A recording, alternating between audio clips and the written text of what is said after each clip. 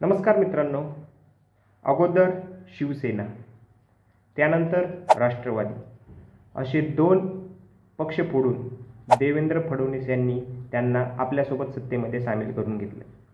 यानंतर देवेंद्र फडणवीस प्लस भाजप यांची जी प्रतिमा महाराष्ट्राच्या जनतेमध्ये होती ती डॅमेज झाली आणि या डॅमेज प्रतिमेमुळेच 2024च्या लोकसभा इलेक्शनमध्ये BJPला याची भरपाई करावी लागली.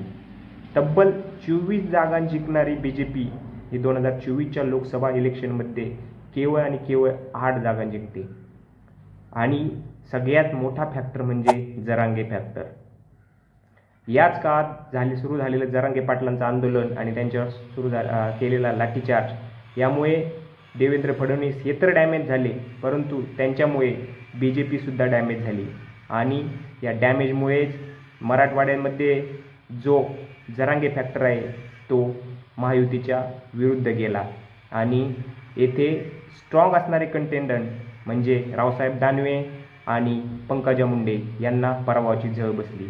आता हे लोकसभा निवडणुकीनंतर सुद्धा त्यांच्या मागण्यावर अडून आहेत.